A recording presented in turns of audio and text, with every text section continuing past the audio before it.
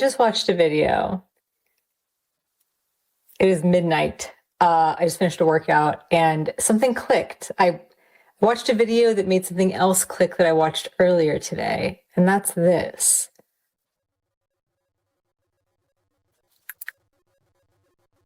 The kid calls for a tow. The woman, Vicky, calls the captain to do the tow.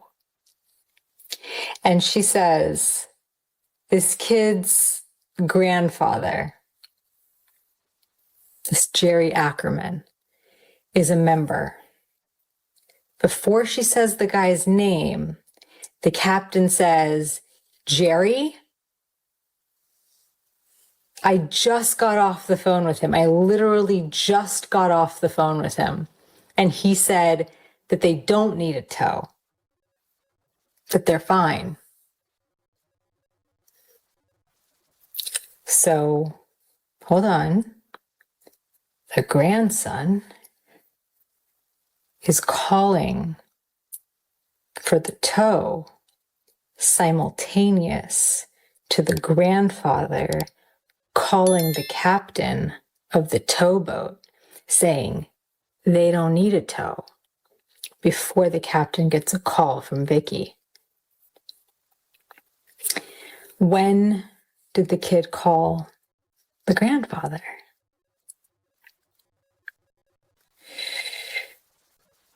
While the boat is sinking, he called grandfather for what could grandfather possibly do for you? He called the grandfather for what the fuck do we do? This kid's grandfather said, you got to make a fucking trail that you tried to get help. There was an accident. Something happened. The boat's going under. Okay, it's a boat. Call. So there is a recording of you trying to get help for something, and we'll figure it out later. I think that their story has evolved.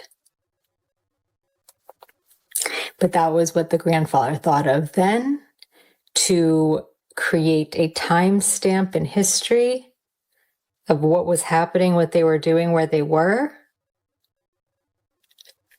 and that there was a completely different emergency happening, nothing to do with Nolan, okay? And the grandfather did not want to get billed for this tow, and obviously didn't want the captain to go and happen upon whatever the fuck's going on. So he preempts the emergency call to the captain and says, hey, you might get a call, but they don't need it. I walked them through it. It's fine. It was an alibi advised by the grandfather. You remember the Murdoch documentary series? You remember that, right? You remember when his son killed a girl in a boating accident, right? And how they completely jumped into action immediately without skipping a fucking beat to do a cover-up. They all get back. They all wipe in unison, all wipe their social media. Why would you have to do that? Well, why the fuck would you have to do that? If you left him on the island, why are you deleting all of your social media? Another thing. I couldn't imagine that they want to get underage drinking on camera. So what they had articulated to me that it wasn't abnormal for people not to snap and not to do a lot of pictures and things like that because they were focused on. But you told me they showed you pictures and videos. Yeah, so but they it's did not take uploaded. Pictures and videos. No. It's not a lot of pictures and they weren't uploaded. Shut the Brandon, because he is spinning his wheels here, trying to convince Nancy that the boys were telling the truth. They let me see their videos on their phones. And that, of course, they wouldn't want to film themselves drinking. They all film themselves drinking. No, but they wouldn't upload it onto Snap. Here's why he just f***ed up. The mother, one of the first days after this all happened, the mother said, we wanted his phone because he had snapped, and we wanted to see the snaps that he had snapped, and the snaps were deleted. So she had seen his snaps. The whole point of Snapchat is that you are able to post things that maybe you don't want a record of, but at least everyone knew you were having fun. He was the peacemaker of our friend group. I mean, anytime anybody had beef over somebody, over a girl or whatever, he'd go over there and start talking to him. He's like, man, I think this guy's actually pretty cool. Yeah, this guy's I don't think cool. we should. I think we should become friends with this guy. Yeah. And lo and behold, we would somehow become friends with the dude, even though he's getting with one of our other buddies' exes or whatever. But he was. If your son goes out on a boat, especially with a group of black kids, and doesn't come back, but they all come back safely, and then those people lawyer up, they deactivate the social media accounts, and they say that your son did not bring his cell phone with them. You know, like would that make sense to you? It doesn't. Logically, it doesn't make sense, right? But I believe one took a polygraph, and from what was told to me, that they all passed. Nancy, my clients have not taken a polygraph test. Excuse me. Everybody is now pointing out that Charles and TMZ are now backpedaling on everything they said, because Charles was recently being interviewed, and I think it was by Don Lemon, and he's like, yeah, it's odd that they're going off on Officer Race Batum Tatum's podcast. It's odd that they did this. It's odd that they did that. But TMZ, you have been the ones supporting these young men's PR crusade this entire time. So why now are you finally flip-flopping? Is it because all of the backlash you've been getting for reporting on this so incorrectly and favoring one side over the other? Because every time Harvey was on there, he said, oh, yeah, we've corroborated the footage with them on the CTO call. And then when Trent Out Loud, shout out burr, burr, burr, to my man says Trent Out Loud said, where is the metadata? Where is the META? Where is the META? Here is the moment the story stops making sense. Not after Nolan's body was found, right here, on the water, on July 4th. During a phone call that should not have said what it said. Let's go back to the afternoon of July 4th, the point where the group decides to leave Horn Island. Because this is where the accounts split, and once they split, they never come back together. The friends say the boat started taking on water. They say it was a genuine emergency, not a choice, a crisis. And in that crisis, they say Nolan decided to stay. Warren Hudson addressed this publicly. He said it plainly. It's not like we just left Nolan. He said Nolan made his own decision. He was with a girl. He chose to stay with her. That is the friend's account. Documented. On record. But here is the problem. The girl reportedly said the opposite. She said Nolan told her he was going back to the boat. So let's be exact about what that means. The friends say Nolan stayed for the girl. The girl says Nolan was heading back to the boat. Those two accounts cannot both be true. One of them is wrong. Ben Crump said it directly and publicly. They're not saying the same thing. That's not speculation. That's a documented contradiction between the two explanations for why Nolan Wells was left on that island. And that contradiction is where this entire case cracks open. Now here is the call. Around 4 p.m. on July 4th, someone on that boat called CTO, a private marine towing company. The caller said the boat had like 7 passengers. Then the dispatcher asked one direct question. Is everyone safe? The answer? Yeah, everybody is on board. Everybody is on board.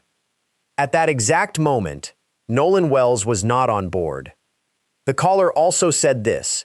Hey, we're at the west tip of Horn, and our bilge pump stopped working. We're sinking. Can y'all please come? A captain from the towing company took the call. He was later told the situation had resolved itself. Someone contacted CTO and said they didn't need help anymore. The call closed out. The company moved on. But the recording didn't go anywhere.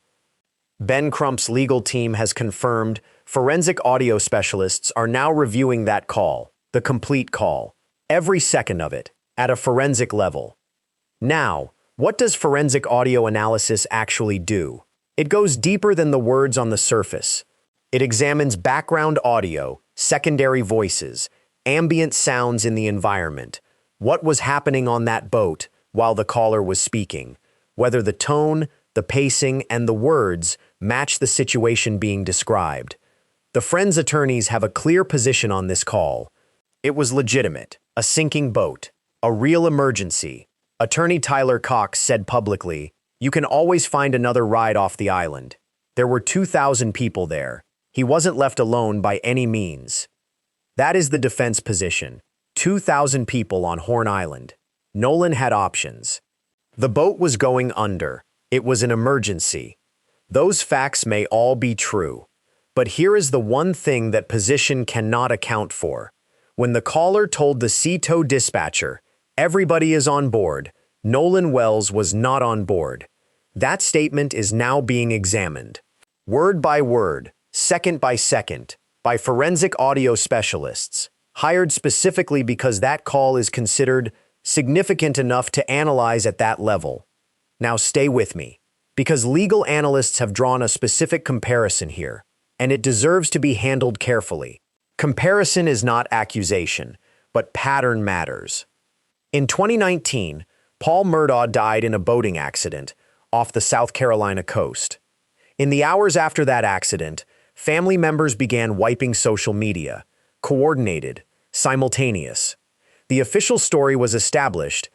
Before investigators could fully reconstruct the scene, it took years and a separate murder conviction before the full picture of what happened that night began to surface. The argument now being made by people with legal credentials in the Nolan Wells case is that a preemptive call to a tow captain made at the exact moment distress was supposedly unknown follows the same shape. Not the same facts, the same shape. A move made before anyone was supposed to know. Something was wrong. A record created in real time. That puts all focus on the boat and none of the focus on the person who didn't get back on it. No charges have been filed. No one has been named as a suspect. That call may have a completely innocent explanation that simply hasn't been made public yet. But the argument is being made formally, by attorneys, on the record, and forensic audio specialists are now in the process of examining every second of that recording. Now I want to take you to the dock, because this is the moment that no legal argument can make clean. When the boats returned to shore, 5 phones had been left behind on the boat. 5 phones. One by one, each person came to claim theirs. One phone sat unclaimed, Nolan's. Somebody had to hold it. Somebody had to look at it. Somebody in that group was standing there holding a phone that belonged to a person who was not there, and nobody called his mother. Now here is the detail that tightens this. When Warren eventually needed to reach Christine, Nolan's mother, he called Javon Williams to get her number. Think about what that means specifically. Javon was the person Warren called, not anyone else, Javon, which means Javon was the bridge between that friend group and Nolan's family. He had Christine's number. He was the connection. And if Warren had to call Javon to reach Christine, that means the call to Javon happened first, before Christine ever heard from anyone, before the family's version of events even begins. Javon was already looped in to what was happening before the family knew anything was wrong. That is not a theory. That is a sequence of phone calls with a specific order that directly contradicts the stated timeline of who knew what and when they knew it. A phone sat unclaimed at a dock. A call was made to a bridge contact before the family was reached. And the recording of another call made on that water is now being analyzed by forensic audio specialists. Every one of those details connects, and they all point to the same window of time, the minutes after those boats docked, when the story was still being decided. Here is where this case gets legally dangerous for everyone involved, and I mean everyone. Not dangerous in a vague, general way, dangerous in a very specific, documented, legal way. Because what is sitting inside that phone, or what used to be inside it, has the power to either confirm the official account or contradict every single piece of it. And right now, nobody has examined it. We previously established that Christine tracked Nolan's phone to a friend's house, that she retrieved it, that she opened it, and that both Snapchat accounts were empty. But here is what we have not gotten into yet. What the family's legal team did next. Because they did not stop at Snapchat. They did not post about it online. They did not go to the media first. They went to court. The friend's stated position remains on record. One of them said directly, "None of us have access to Nolan's password. Nobody deleted anything." That position has been noted. Both sides have documented their accounts, and neither one resolves what Christine found when she opened that phone. So the family's legal team made a decision. Stop debating it publicly. Start reaching for the data legally. The legal team filed subpoenas in Jackson County Chancery Court. 5 platforms, simultaneously: Snapchat, WhatsApp, TikTok, Meta platforms, and Life360. Now, most of those platforms are self-explanatory, but Life360 is the one that matters most in terms of what it could tell investigators. Life360 is a location tracking app, real time. It doesn't just show where you are right now. It logs where you have been, every movement, every stop, with timestamps attached to each one. If Nolan had Life360 active on July 4th, that app may contain a GPS record of his exact location on Horn Island, every step he took, every place he stopped, and the last location ping before the signal went dark. That is not a theory about what might be useful. That is a specific forensic data trail that could place Nolan at an exact location at an exact time on the day he disappeared. The court orders are comprehensive. They command each company to hand over all subscriber information, communication history, direct messages, photos and videos, and GPS location data tied to Nolan's phone number and email address, with 21 days to comply. 21 days from the date those subpoenas were filed. The clock is running. Now let me tell you what a proper forensic examination of that phone can actually produce. Because this is where the legal battle stops being procedural and starts being about real answers. The plan agreed upon on July 15th was to use Celebrite. If you're not familiar with that name, here is what it does. Celebrite is the forensic extraction tool used by law enforcement agencies worldwide. It does not just copy what's visible on the screen. It extracts data from the device at a deeper level. It creates a forensic mirror on a separate computer while preserving the original data on the phone itself. That means both sides, the family's experts and the DA's experts, see the exact same extraction at the exact same moment. No dispute about what was found. No chain of custody arguments. No question about whether something was added or removed. Clean, documented, simultaneous.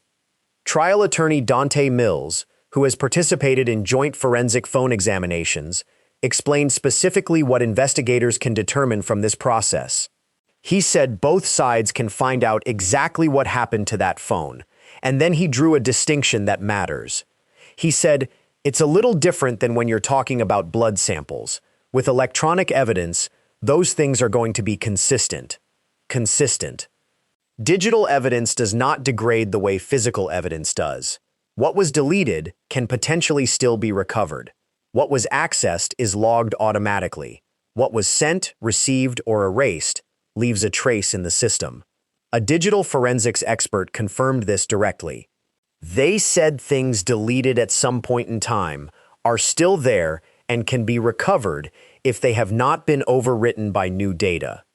That last part matters. If they have not been overwritten by new data, meaning every day that passes, every text sent, every photo taken on that device after the fact, runs the risk of overwriting something that might already be gone. The extraction needs to happen, and right now, it still hasn't. Okay, here is the timeline of this standoff, because it is specific, it is documented, and every detail of it matters. July 15th, Both sides in the same room. Ben Crump present. The family and the district attorney's office reached an agreement. Joint forensic examination of Nolan's phone. Both legal teams. Same time, same room. FBI potentially present in that room. That was the agreement. July 15th. Everyone in the room. On the record. Then nothing happened.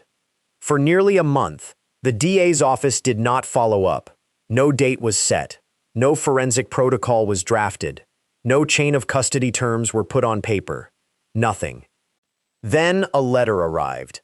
The DA's office demanded the family surrender Nolan's phone by 9 a.m. on August 14th, less than 48 hours notice.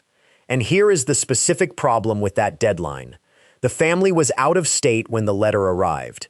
They were not scheduled to return before 9 a.m. on August 14th. Less than 48 hours, parents out of town, and not a single one of the agreed-upon terms had been formalized. No forensic protocol governing the scope and method of the examination. No chain of custody documentation in place. No agreement on who accesses the extracted data. No agreement on how it's preserved after extraction. No agreement on when and how the device gets returned. A former head county prosecutor, 30 years in that role, addressed this publicly. He called it an unforced error. He said the phone, whatever is on it, is vital to any grand jury presentation, and here is why his concern matters beyond procedure. If the forensic examination gets botched, disputed between legal teams, or challenged in court because the protocol was never formally agreed upon, it weakens the case heading into the grand jury room. And a weakened grand jury presentation does not just hurt the prosecution, it directly hurts this family's chance at answers. Because if the phone evidence gets thrown into dispute before it ever reaches a grand jury, it does not matter what's on it. Now here is where Ben Crump's team responded. And they did not respond quietly. They came with documented correspondence, sent directly to District Attorney Angel Myers McElrath. The correspondence confirmed the July 15th agreement. It confirmed the family expected that examination to proceed exactly as agreed. It stated clearly that the family had asked for a forensic protocol, a chain of custody agreement, and clarification on what happens to the extracted data after the examination. And it confirmed that the DA's office had not provided any of those things. Their legal team's position was measured and specific. They said, "Send us the proposed forensic protocol, and the examination can be scheduled immediately." That is not obstruction. That is exactly how forensic evidence is supposed to be handled before it goes in front of a grand jury. Then, on August 17th, the family's legal team went further. They gave the DA 4 specific dates, Tuesday through Friday, this week. 12 hours notice required to assemble their experts. Experts already on standby. The family ready to go. 4 dates. Pick one. We'll be there. And while all of that was happening, Tyler Cox stepped to the microphone on national radio and bet his entire professional reputation that the Wells family had not turned over that phone. Now think about what that statement actually did. Not what it proved, what it did. It forced this phone from a background procedural dispute between attorneys to the absolute center of this investigation. Every attorney on every side now has to respond publicly. The DA's office now has to move visibly. The family's legal team has to produce the documented proof they agreed. And the public, watching all of it, is now focused entirely on one question. What is on that phone? And here is the honest answer right now. Nobody knows, because nobody has examined it. The agreement exists. The subpoenas are filed. The forensic tools are ready. The experts are on standby. And the phone is sitting there, unexamined, while the data window gets smaller every single day. CTA. Peak tension right here. Before Chapter 4, because this is the moment in this case where most coverage stops. They cover the phone, they cover the legal battle, and then they move on before the evidence gets deep. This channel does not move on. Chapter 4 goes into the body, both autopsies, the missing anatomical structures, the red mark on the back of a skull, that a forensic expert said could mean two completely different things, and the sealed state autopsy that this family is not allowed to see. If you are not subscribed, do it right now. Hit the bell, because Chapter 4 is where the medical evidence tells a story that the official account has not explained yet. Two autopsies exist in this case. Two. And right now, neither one has given this family a single definitive answer. That is not an opinion. That is the documented medical record of this investigation. Two examinations, two sets of findings. And between them, a gap that no one on either side can currently fill. This chapter is about what the physical evidence says, and more importantly, what it has been prevented from saying so far. July 6th, 2 days after Nolan Wells disappeared from Horn Island, a National Park Service ranger found his body, northwest tip of the island, the same island he went out to on July 4th. Jackson County Coroner Bruce Lind made the formal identification. Dental records confirmed it was Nolan. Authorities stated their working conclusion: likely accidental drowning. That conclusion has not changed officially. It has not been upgraded. It has not been walked back. Likely accidental drowning. That is where the official position sits right now. But here is what that conclusion rests on: a sealed autopsy that this family cannot see, and a second autopsy that came back inconclusive because part of the body it needed to examine was not there.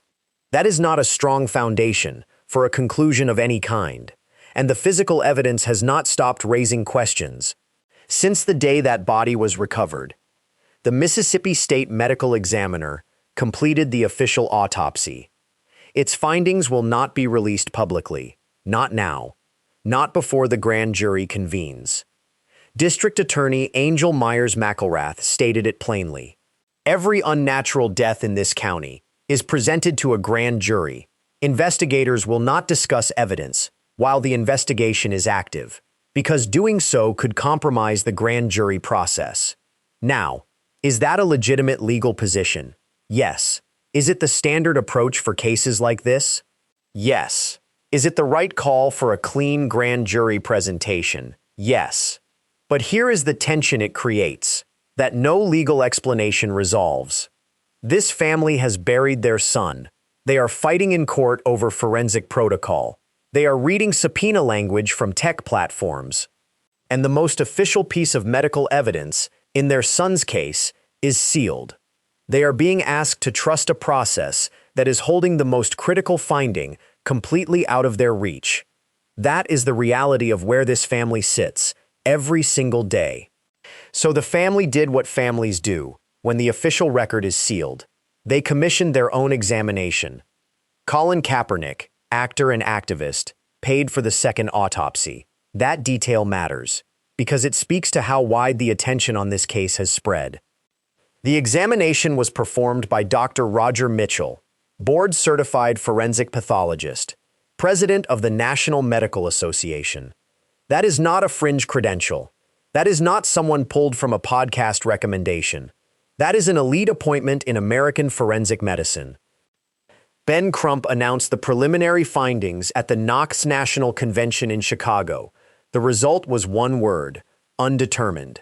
Cause and manner of death: undetermined. The report showed no evidence of fractures, no deep tissue bruising. On the surface, nothing that immediately signals trauma. But here is where the examination ran directly into a wall. When Dr. Mitchell received the body for examination, the anterior neck structures were not provided with it. Let that be precise and clear. The anterior neck structures, the physical anatomy, most relevant to evaluating cause of death, in a case where drowning is the working conclusion, was not present. Because of that absence, Dr. Mitchell stated formally in his findings, a neck injury cannot be ruled out. As a contributing factor to death, cannot be ruled out. That is a specific forensic statement. It does not mean a neck injury occurred.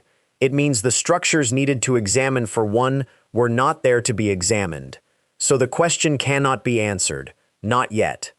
State medical examiners retained portions of Nolan's body for further study. Forensic experts say that is not procedurally unusual, but the family's independent pathologist is still working to obtain those structures for examination, still trying, as of this recording. Now, there is one more finding from the independent autopsy that has not been resolved. The examination identified a red discoloration on the back of Nolan's skull, present in the soft tissue at the back of the head. No underlying skull fractures. No lacerations, but the discoloration was noted specifically as inconclusive and meriting further investigation. A separate forensic expert was asked to interpret that finding, Dr. Kendall Von Crowns, Chief Medical Examiner in Tarrant County, Texas, not connected to this case. Asked to provide an independent read on what that mark could indicate. He laid out two possibilities. First, decompositional changes to the musculature, which is consistent with what you would expect from a body recovered from open water, normal, documented, explainable. Second, blunt force injury to the back of the head and neck. Two possibilities, one mark, and the independent autopsy cannot tell you which one it is. Not without the throat structures, not without a full toxicology report. The second autopsy did not include toxicology, and not without the state's sealed findings sitting next to it for direct comparison. So here is where the medical record stands right now. One finding, a red mark on the back of the skull. Two possible explanations from an expert. Zero confirmation of which one applies. And the one anatomical piece that could narrow it down is sitting in a state lab while the family's doctor waits to access it. Now let's move to the witnesses. Because on paper, this should be the strongest evidence in the case.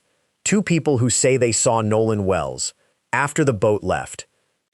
Okay, what I'm about to play for you is a clip from Warren Hudson's sit-down interview with Brandon Tatum. Two witnesses placed Nolan on Horn Island after the Triton boat departed around 4:30 p.m. One witness reported seeing him at 5 p.m., one at 6 p.m. Both allegedly knew Nolan personally. Both allegedly made positive identifications. That sounds like solid ground, until you apply the actual legal standard. Florida trial attorney Greg Morse applied it publicly. 30 years as a public defender in West Palm Beach.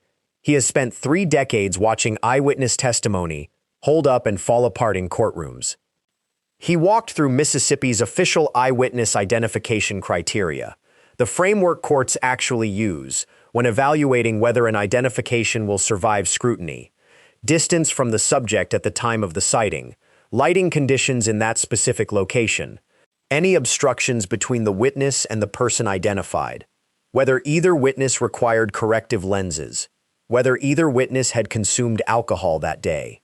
Horn Island, July 4th weekend, an outdoor gathering with approximately 300 people.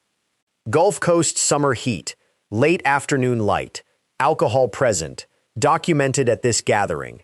Not one of those criteria has been publicly answered for either witness, and the only footage offered publicly to support what the witnesses described shows a figure bent over, visible only from behind, wearing blue swim trunks.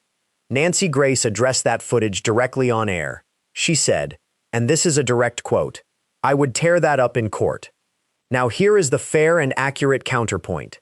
These witnesses have not given full public statements. We do not know the detail of what they told investigators.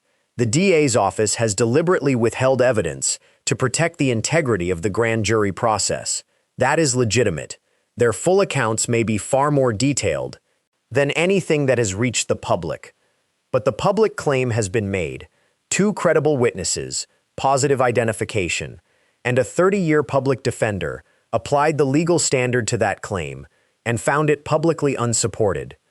What the grand jury sees behind closed doors may tell a completely different story, but what the public can evaluate right now does not meet the standard that a courtroom would require.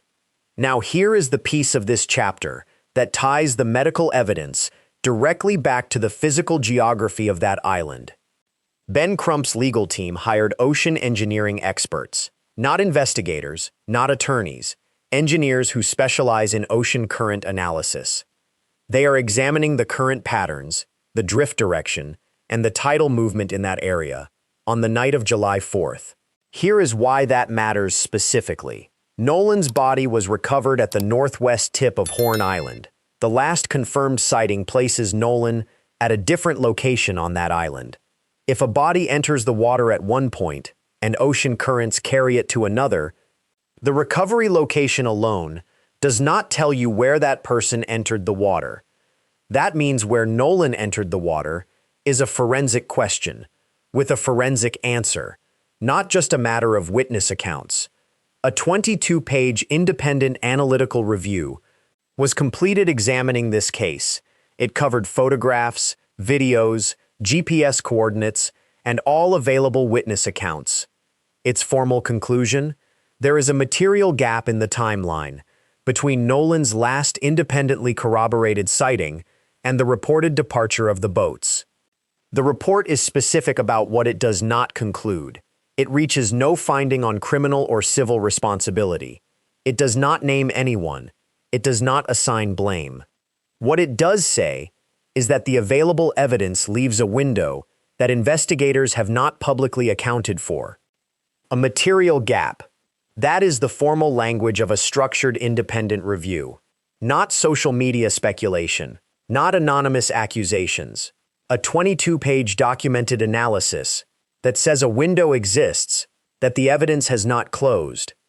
And in that window, every critical unanswered question in this case lives. Here is the only thing in this entire case that has a definitive structure: a grand jury. Not a press conference, not a national radio appearance, not a subpoena filing, not a forensic audio review. A grand jury, and here is exactly why that room changes everything. The Jackson County District Attorney's Office confirmed it directly. Once the local sheriff's department finishes its investigation, the case materials go to a grand jury, all of them, including the sealed autopsy. District Attorney Angel Myers McElrath stated it clearly.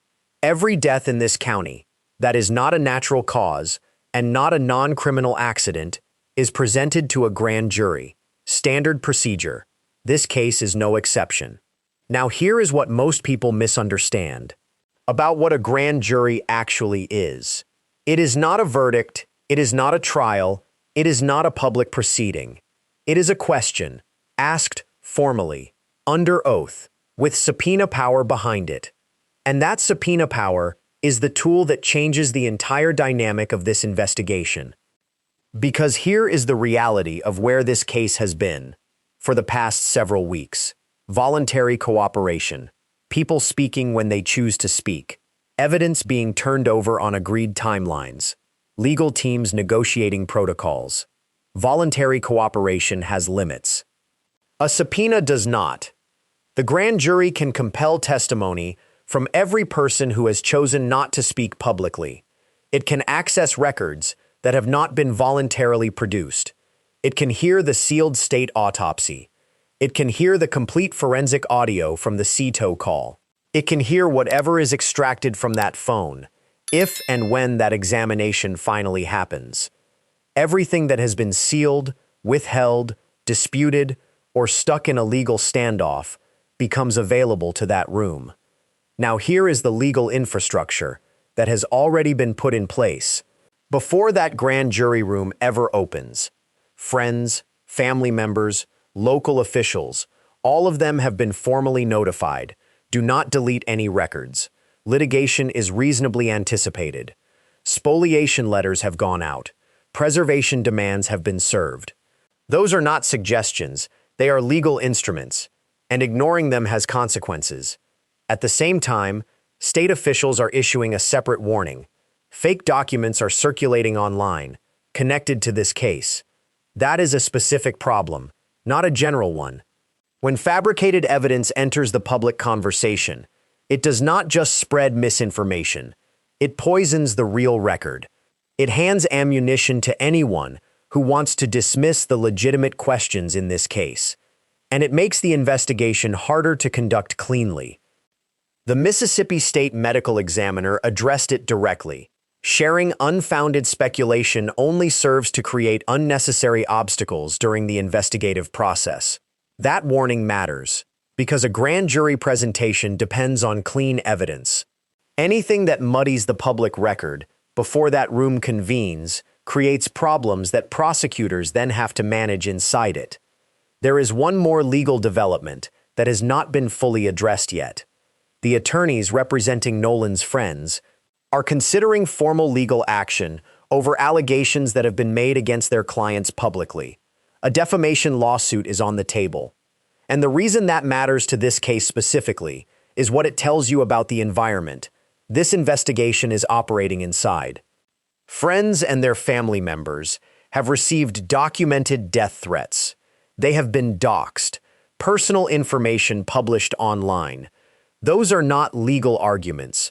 Those are documented harms, and they are entirely separate from the evidence questions this case raises. No charges have been filed against anyone. No one in this case has been named as a suspect. The investigation is active and ongoing. Both sides are now in full legal posture. The friends' attorneys say their clients have nothing to hide. They say cooperation has been full and voluntary. The family's attorneys say they have been ready since July 15th to conduct the joint forensic examination, and the DA's office has still not confirmed a date. That is not an accusation. That is the documented timeline. And it is the timeline the grand jury will be looking at when it reviews how this evidence was handled. Now step all the way back and look at this case as a single structure, because when you line up everything that has been established across this entire investigation, a pattern becomes visible. Not a conclusion, a pattern. A CTO call was made before anyone was supposed to know something was wrong. Zero return footage from the dock exists, and the standard 30-day overwrite window for commercial security systems has already passed. If that footage wasn't pulled in time, it is gone permanently. 2 eyewitness identifications, publicly challenged against Mississippi's legal standard, remain publicly unsupported. A phone with missing account history and potential GPS tracking data through Life 360 is sitting in a legal standoff, unexamined. An independent autopsy found a mark on the back of a skull that an external forensic expert said could mean 2 completely different things, and could not examine the neck because the structures weren't there. And the state autopsy is sealed.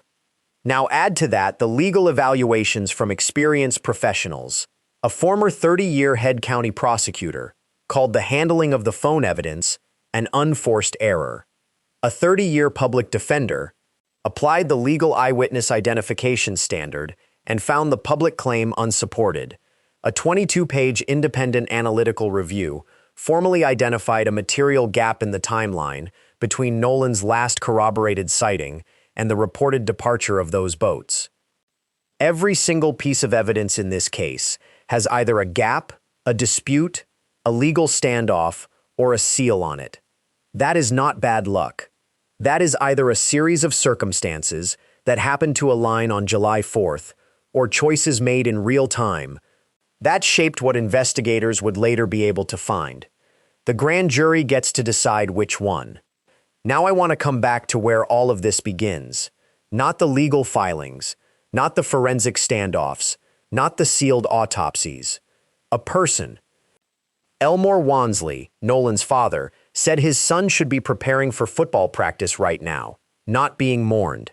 He said this publicly, at a podium, in front of cameras, choosing his words carefully. Nolan brought a lot of joy to our family. He loved to put in the work because he wanted to be the best.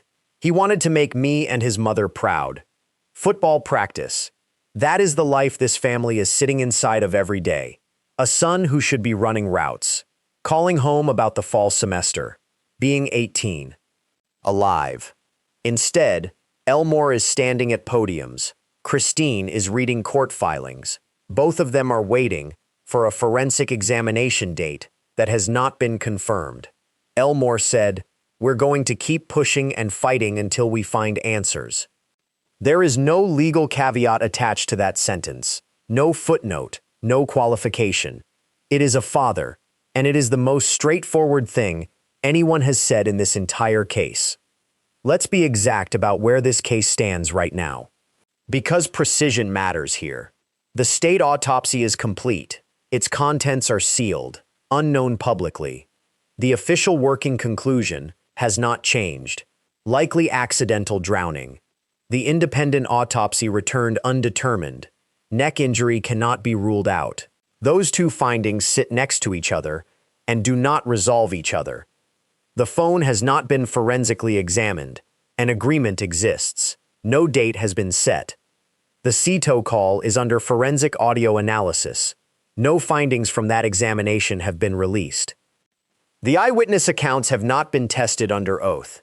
They have not been publicly verifiable against the legal standard courts would apply. The grand jury has no public date, no timeline, no milestone that this family can point to and say, by then, we will know something. Christine Wansley said publicly, "It's been difficult for us, but we are leaning into our faith, leaning into one another." She continued, "It is our hope that our local authorities will do what they need to do, because us having the preliminary autopsy results and hearing nothing from them, it's heartbreaking, and it's concerning. Concerning. That word is carrying an enormous amount of weight in this case. From a mother who is not demanding a verdict, who is not naming suspects on camera, who is simply asking for a process that takes her son's life seriously." So we come back to where this video started. Did a Florida attorney's explosive phone evidence just unlock the Nolan Wells case? Here is the honest answer. Tyler Cox's statement did not unlock the case. It did something more specific than that. It forced the phone from a quiet procedural dispute between legal teams to the center of a national conversation. It made the DA's office move visibly. It made both legal teams respond publicly and on record. It made the question of that phone impossible to ignore or delay without consequence. And that phone, whatever is on it, whatever was on it before, is either the clearest path to understanding what happened to Nolan Wells on July 4th, or it becomes the evidence that gets buried in procedural standoffs while the window to recover what's inside it keeps getting smaller.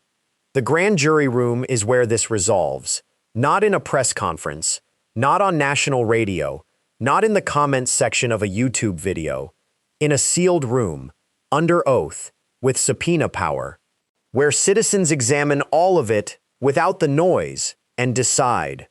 A CTO call being analyzed forensically, a phone sitting unexamined, a sealed autopsy, an inconclusive second autopsy, a 22-page review with a gap nobody has closed, and a family still waiting for a date. That is where this case is right now, and this channel will be here when that changes. This case is not over, not even close. The phone has not been examined. The state autopsy is sealed. The grand jury has no public date. The forensic audio review of the CTO call has not released a single finding. Every next development in this case will be covered here, with the same forensic depth, the same legal breakdown, and the same commitment to following the evidence wherever it leads. Subscribe to True Crime Revealed right now. Hit the bell. Because when this case breaks, and it will break, you are going to want to have been here from the beginning, and you are going to want to understand exactly what it means when it does.